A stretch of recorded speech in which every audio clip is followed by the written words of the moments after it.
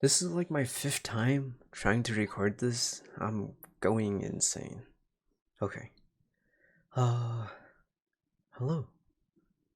I've been thinking about a certain series again, probably better known as the Toaru series, but with it being about 6 years since I initially started watching Railgun, I figured it was about time for a rewatch, but with the goal of watching everything in mind, and not just exclusively Railgun. So, was the series good? Was it worth watching all of it? Uh, kinda. No, not really. But giving a yes no answer wouldn't give the series enough credit where it does do well, so let me explain. The series is expressed in several different forms of mediums, with its original sources being the light novels and spin offs adapted from the manga. But having only seen the anime, this video will only talk about the anime. So, what is Toaru, you may be wondering?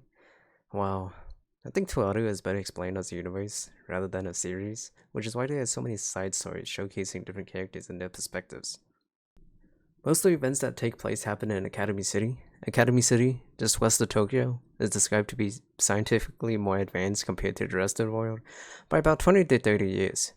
80% of its population consists of students who can wield unique abilities. Students spend their daily lives fostering their abilities, trying to get stronger every day, and the schooling and facilities provided by Academy City help the students grow. Now, the interesting part is how Toaru handles its power system. It's split into two sides. There's a magic side and a science side. I guess now is a good time to talk about the different stories too. A certain magical index, the main story, talks about the magic side of things, while a certain scientific railgun slash accelerator, the side stories, talk more about the science side.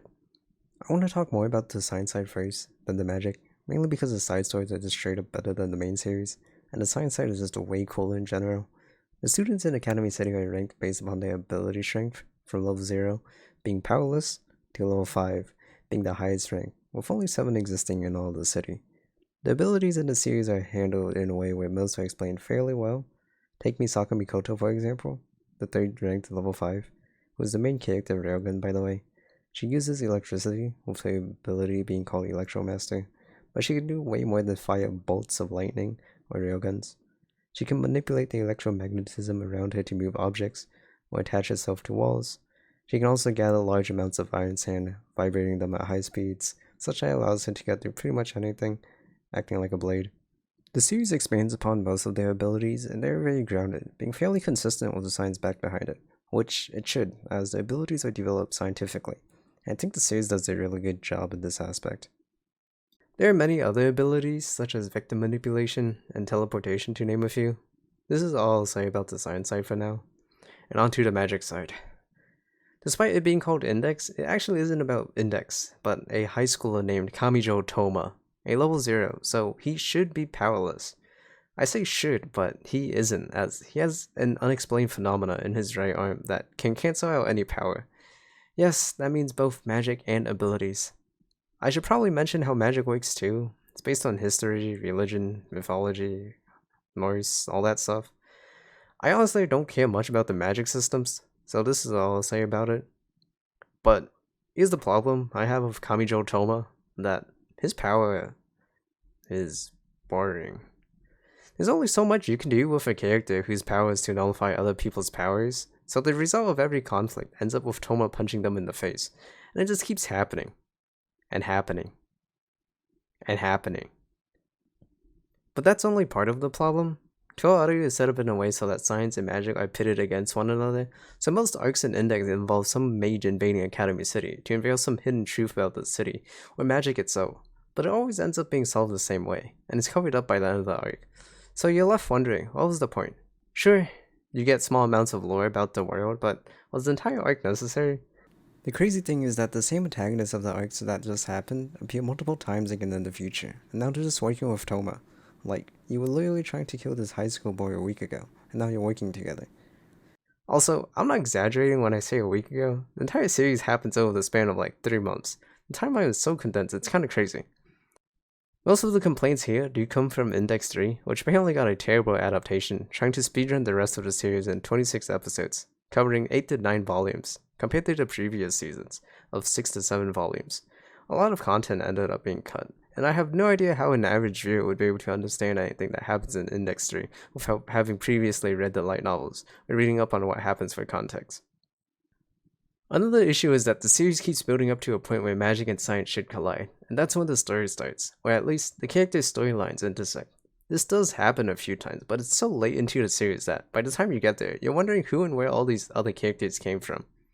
There is one arc that does happen relatively early that connects everyone together, and it's probably the best arc in the series too, but it's only good if you watch it from Misaka's perspective, as it revolves entirely around her. There's also Touma's perspective, but it gets butchered pretty hard, mainly due to Index being a fairly old anime, and Railgun just coming out after, so there's more time to flesh out everything. The good thing about Railgun too is that Touma becomes a side character. I think he performs super well as a side character, as the main focus is no longer on him, because there's only so much he can do before it becomes repetitive. But this arc lays the groundwork for pretty much what the rest of the series is based upon, in the science side at least, and it's done really well.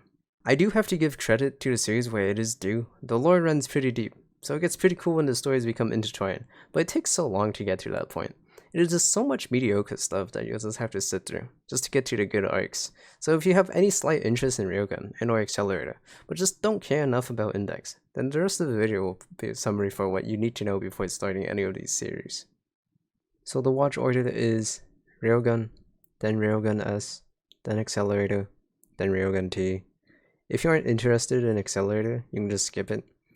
Ignore Index entirely, unless Index interests you, then you're probably better off reading the light novels, but do what you want.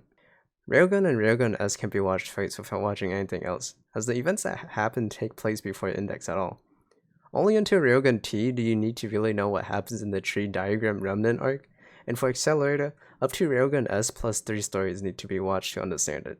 The first 6 episodes of Index 1 should also probably be watched to understand Touma's power and what happens, but if your body profusely refuses to watch any Index, then just read a short summary. It's just called the Index arc. It's the first 6 episodes of Index 1. Anyways, Railgun has left a huge impression on me, but it's such a shame since I think the systems set up in the universe are fairly cool, but Index is so mediocre and boring to get through. Maybe it gets cool in the light novels, but I often feel like I give light novel readers too much credit. But hey, if reading this stuff suits you more, then by all means do so. There you have it. My thoughts on a certain series as a whole. And to answer the question, was it worth it? Railgun was worth it. Index, not really. I can see how its fans get sucked into the world, but it wasn't for me. Index at least. Just give me more Railgun content, and I'll be happy. And that's it. Thanks for watching.